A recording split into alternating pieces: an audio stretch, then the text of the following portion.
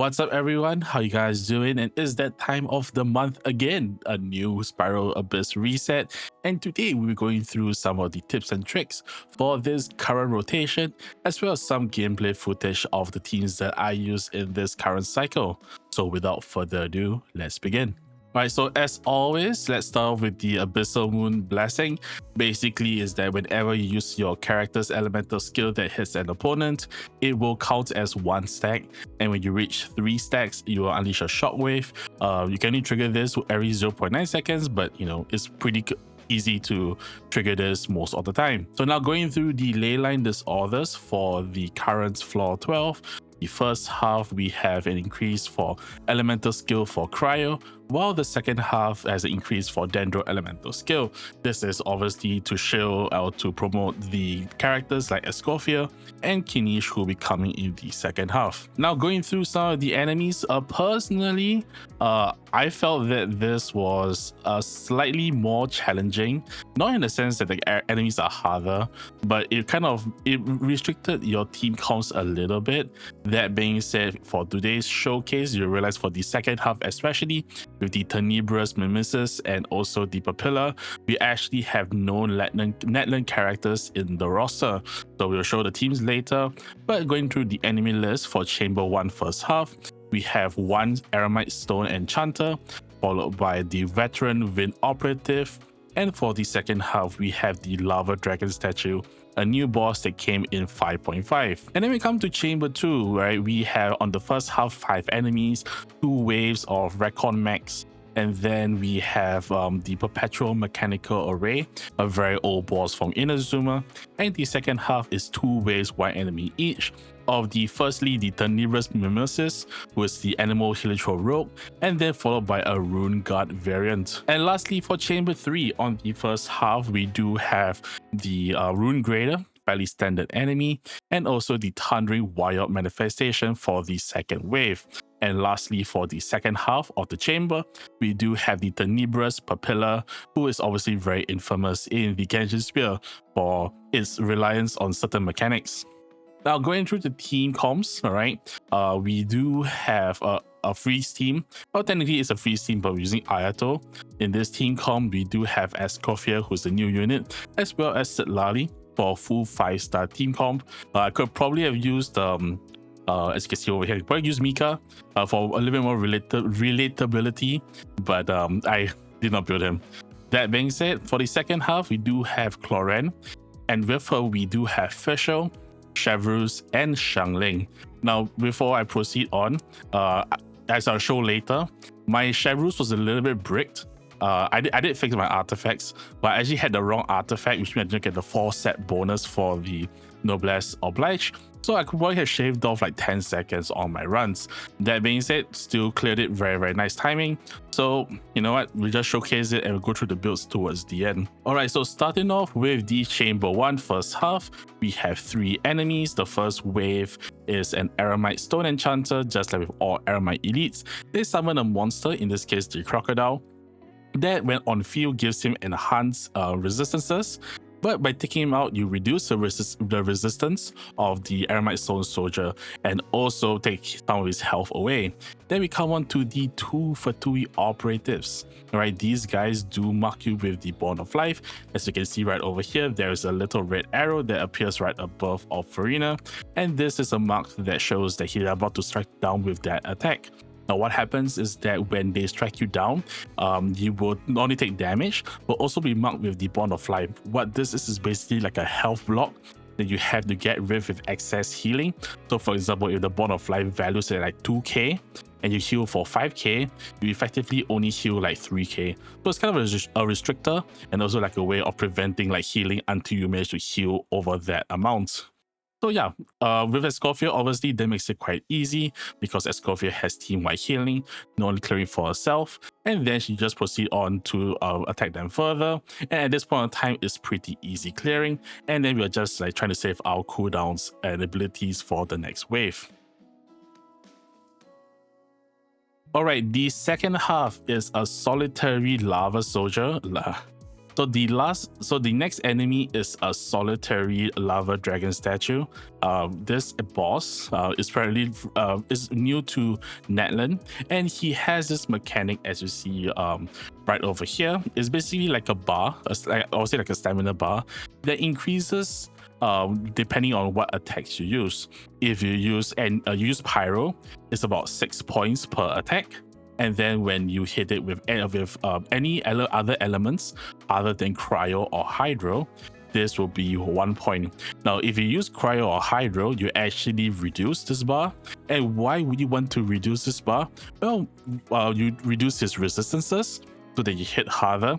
And when you do it for a second time, he actually gets paralyzed. So it gives you a window to not only hit harder, but also hit the enemy while not being interrupted by his attacks. You see right over here, we do have Xiangling. We do have a chlorinde overload team that is doing pretty good damage. As mentioned earlier, I forgot to put my Chevrus on the 4-piece, so I do not get the full 4-piece effect from the Noblesse Oblige. But you can see that we are actually shredding down, especially Xiangling, who is obviously doing this very, very well. Obviously, if you have Malwika, she does it very, very fast. And then we just go ham on my attacks, right? So it's nothing really much to say. You probably will go through 2 cycles of that part of trying to get his resistances down or trying to stun him. So yeah, most cases you'll go through 2 cycles unless you probably have a very decked out roster. You see right over here, we're just trying to get our worth, trying to do this very well. Burning also works very well. Unfortunately, I do not have Kinish or Emily, so it works very, very weirdly, especially with Alhaitham. I did try an Alhaitham burn team. Alhaitham died faster than anything I've ever seen before. So that's pretty funny. But with this team over here with chlorinde, making use of the overload reaction, it's actually pretty fast, and we can get this down in a pretty good amount of time. So yeah, that's that for Chamber 1. Pretty good time, mostly helped by the first half. But still, actually with the time, it's like 1 minute, 10 seconds, slightly more than that for the second half. So I think that's a pretty good team. Obviously, this is not the team that requires Natlan characters. Or no, it's not the floor or the chamber that requires Natlan characters, but it's still a pretty good team nonetheless. So if you have a chlorinde or even Varesa, even Friday Shogun, they should do pretty well on the second half in an overload team comp. Alright, so coming into Chamber 2 first half, we do have 5 enemies, 2, 2, and 1. That's how they spawn.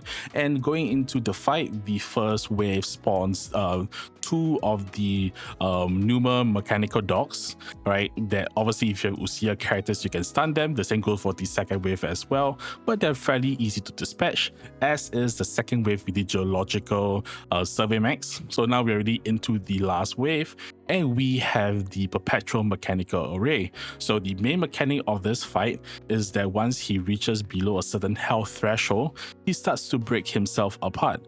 What happens when this what happens basically is that he breaks himself into 4 components and into 4 rune destroyers, and you have to find out which rune destroyer that you have to defeat. These rune destroyer glow with a gold light, as you can see over here, and that's the target that you want to take out. There's like a 2 or 3 second window where they're invulnerable as they're like getting ready, which is a little bit annoying, but it is what it is. So now once he's finally ready, they start going ham on him, and the main goal is to defeat him as fast as possible so that the main core, which at this point in time is invulnerable, will finally be paralyzed and they can just go straight for him and take him out. So as you can see right over here, we have the main body down, not the main body, sorry, the rune destroyer down, and now the main body is ready for us to destroy. And he actually has reduced resistances, which means that you're basically doing a lot more damage during this stage. So yeah, we're just trying to defeat him, get our cooldowns back for the last chamber. Alright, so this is Chamber 2 second half. This floor or this half has 2 enemies, 1 on each wave, and they are both abyssal enemies. They are both of the Tenebrous Miniuses. I'm gonna call them minions from here on out because I can't pronounce that word for the life of me. But basically, these enemies start off with what we call an abyssal shield, as you can see right over here. All right, and depending on the enemy, you see that in chamber 3 as well, right? You need a certain amount of attacks to hit the amount of points. So for the Anemo Rogue that we see in the first wave, it is 70 points, whereas for the second one, which is the Ruin Guard, it is 105 points. Now, the important thing about this is that each attack that you do has one point going to the shield, whereas Night Soul aligned attacks does 3. Now, does this mean that Natlan characters have an easier time? Yes, but do you need Natlan characters? No, right? As you can see right here, we have Fisher, Xiangling, and Clorinde doing so many attacks at the same time that they actually generate stacks pretty fast. Right, you can see that very quickly. We already had the shield down, and then we're just going ham on the enemies. This is the only time where you can actually do attacks, and the best is to always try to take them out before they regenerate their shield. So you can see we're trying to get rid of the first wave as fast as possible, and now we're at the second wave, which is the Ruin Guard. Now all these enemies have identical abilities to their normal counterparts. One of the things that they do have in addition is that these enemies do have certain attacks that's put on these points of attrition on you. What this basically means is that depending on how many points this is, it actually does like health steal damage. So for example, if an attack has one attrition point, then you do 1% of your health as damage. But as you can see right over here, it's pretty fast. Even with the with the bigger shield for the Ruin Guard, we are actually just bursting down very nicely. And Clorinde, being the very fast attacker that she is putting out a lot of work for this second half. Now going on to floor 12, chamber 3, first half. First enemy is a Ruin Grader, an upgraded version of the Ruin Guard. Obviously not the hardest enemy in the world, but the important thing is that when going into the second wave is to try to have some of your abilities back, especially for characters that really require them. For example, like Farina, who really wants her out. Alright, you can see that was actually done pretty fast, so I actually spent more time talking than actually killing the Ruin Guard. But anyways, so yeah, Ruin Guard very easy. I think we've all faced many Ruin Grader, we've all faced enemies like this many times, and he just goes down very easily. Now the important thing is that at this point to try to have your abilities ready because of the second enemy, which is the Thundering Wyop. Now the first thing, obviously this is a very good team comp to go against because the Thundering Wyop can be frozen, and because I had to pause the video here because I actually take down the Wyop in like 15 seconds. Weird flex, I know, but anyways. So basically, the Wyop's mechanic is that after a certain amount of time, he starts to steal all of your elemental energy, and then he produces a shield. Unfortunately, because I'm so strong, he doesn't get the shield up in time. Yeah, oh my god, and it's all flexing on myself. But anyways, what happens is that when this shield is up, okay, when he steals the energy, he has a shield, which basically is like a health shield. That means it takes damage like any other damage instead of an elemental shield. But after a certain amount of time, that shield can turn into an elemental shield, which means that you have to treat it at like abyssal lector, where you have to apply elements of like a certain amount of times. You get to apply those elements to actually get rid of the shield. And so generally, you will want to kill the Wyop before that happens, or you could be like me and kill the Wyop even before he steals your energy.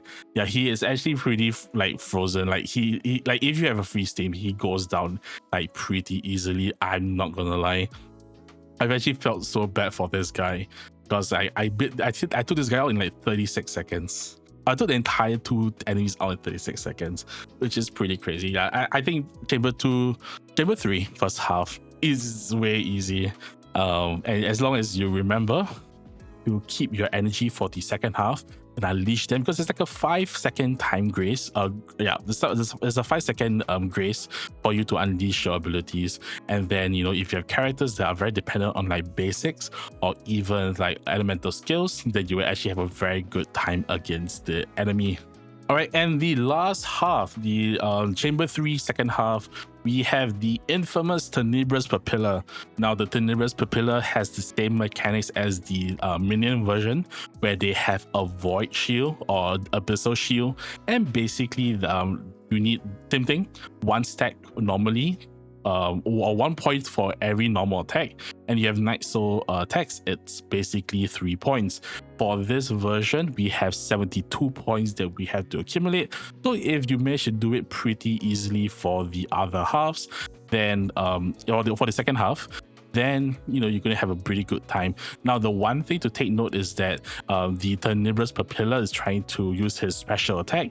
As you can see right over here, he is absorbing like the abyssal energy from the ground, and you have to take him out before he unleashes that attack. That's because the attack can be pretty devastating, one-shotting most characters, if not all characters. And of course, you can dodge it, but why leave it to chance where you can actually take him out a lot faster?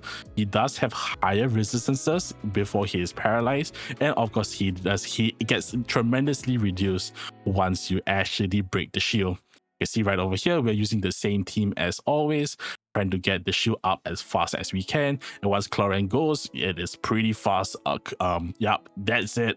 And then right over here, we're just doing a lot of damage, and then we are just going ham. Now, the thing about the Tenebrous Papilla that's also pretty crazy is that the Tenebrous Papilla has the ability to change into other boss enemies. And there are technically 3 sets. I can't go through all of them because it'll take forever, but within those 3 sets there are like a few enemies that he could change to, about 5 or 6, and then you have to tend to their mechanics. So you could go up against the dendro chicken, the terra bloom shroom. You could go up against in this case, I end up against the Magu Kenki, which is like one of my most hated enemies, so I guess I was a little bit unlucky here. But yeah, and then we have the Joe Vish Hat, or the Primal Vish Hat. Yeah, it's just a lot of every player's experience will depend. I cannot really say for sure who gets what. So in this case, I got the Hydro Cube and stuff like that, right? But we just have to keep consistent and keep consistent damage onto your enemies. Yeah. Oh, okay, wait. This was a bad run. Yeah. Okay. Wait. Okay, so that was a bad run apparently. I failed this fight 5 times. Not because of the Tenebrous Papilla, because of the Magu Kenki. So the word of the day is fuck the Magu Kenki.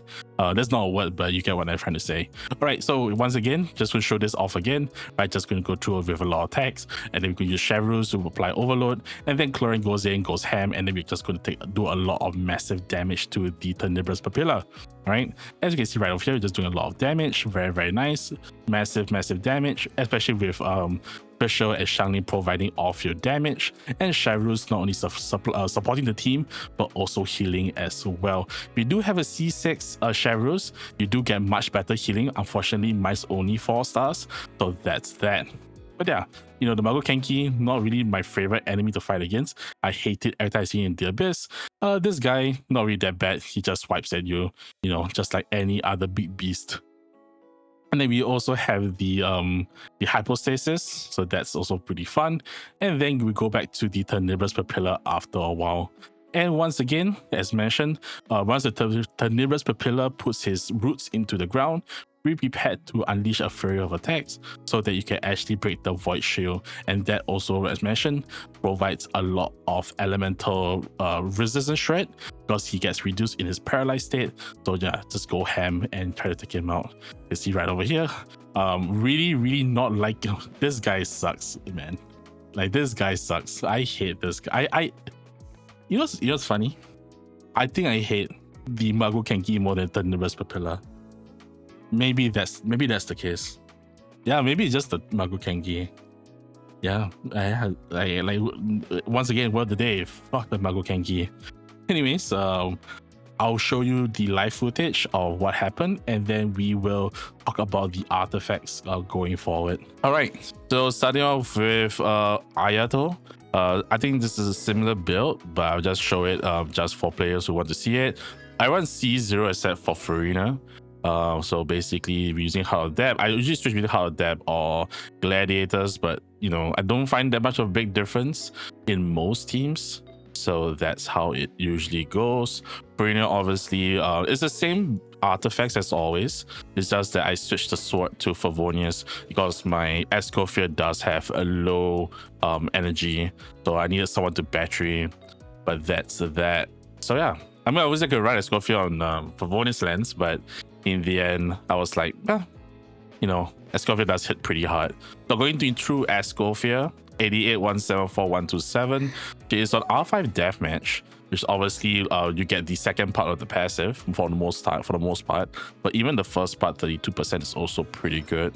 So you know, that's that. When it comes to artifacts, it's mostly my trash artifacts from like farming for official or farming for Farina in the past. But I did get this one recently, so that's that. And then going on to Sitlali, I don't think I have a good Sitlali build, to be honest. I just dump a lot of stats everywhere. She is on the signature. Okay, I'll show the talents for all 4 later. But yeah, these are the artifacts. Just some energy, just some EM, just some crit for fun. Yeah, that's about it. Talents 199. When it comes to Escoffier is 198. When it comes to Ayato 199. And then for Farina is 110. And then when it comes to the clorinde team, so clorinde 75-214 with a little bit of ER. She is on her signature weapon, so that's pretty good. She is on Thundering Fury.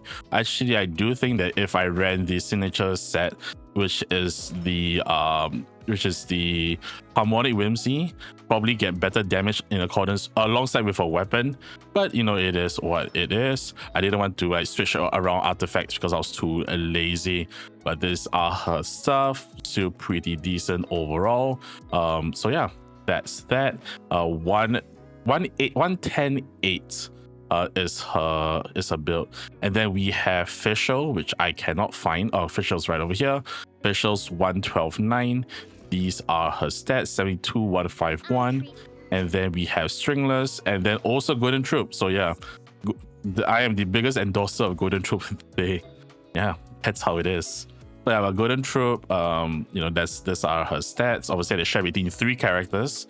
So I can't really optimize the build as I can. Xiangling, what I did was that yeah, I just gave her an ER sense, which helped out because Shavers can help battery her, but she doesn't do a good job battering her as compared to Bennett. So that was the reason why I just went for it. Yeah, so it was really more of like trying to get clorinde to hit as much overload as possible.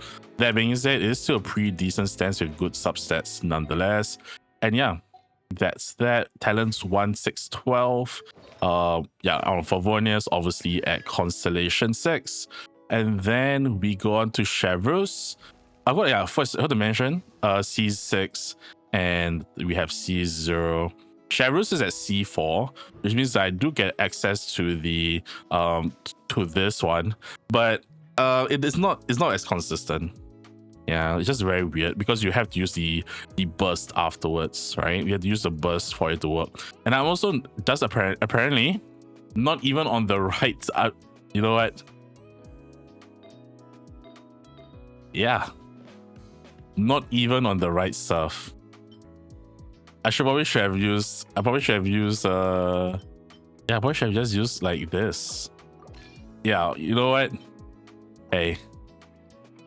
Yeah. Well, I'm gonna check it out, but yeah. Apparently I didn't have the 4-piece bonus, which is like broken as hell. Yeah. So imagine if I had the 4-piece bonus from Chevreuse, probably would have been a lot faster. Yeah, but it is what it is though. Unfortunate that happened. Yeah, unfortunately that's what happens if you do like the gear like thing at the end. Then you realize that, oh my gosh, I absolutely forgot to put Chevreuse on the 4-piece. Yeah, like my chlorine and my Xiangling would have hit a lot harder if I actually realized that I wasn't on the 4-piece. Yeah, I would probably use this. Yeah, I would use either or. Yeah, this would have probably been like easy. This would have probably be easily like 20 seconds shaved off, because chlorines hit so much that it would have actually been like 15 minutes to 20 minutes, 15 to 20 seconds like shaved per run. Maybe like, yeah, definitely. Oh my gosh, I actually kind of, yeah, you know what? I actually feel kind of sad. But hey, it is what it is. So with that, that is the ending of this video. As I mentioned earlier, I don't think this abyss is harder in terms of like difficulty, but I do think that the team comps you can use are a little bit more restricted, especially for the second half. You can't really use whoever you want, wherever you can. That being said, right, I think that the first half is pretty easy, all things considered, and you should try to maximize the amount of time you do in your first half to get a good timing overall, especially for the last wave. The Tenebrous Papilla can be a little bit long, and I've included some numbers and some of the graphics of the resistances, and hopefully you guys like it. Gives you a rough idea of not only what you're dealing with, but also how to enter into a state where you can do the most damage by getting their resistances down. But anyways, thank you for watching this video, much appreciated. Hope you guys like it, thumbs up, share, comment, subscribe, all that good YouTube stuff. And do note that I stream live on Twitch. Link is down in the description below. And I'll see you guys in the next video. Until then, stay healthy, stay safe, be good to yourselves and the people around you. And I'll see you guys next time. Take care. See ya. Bye-bye.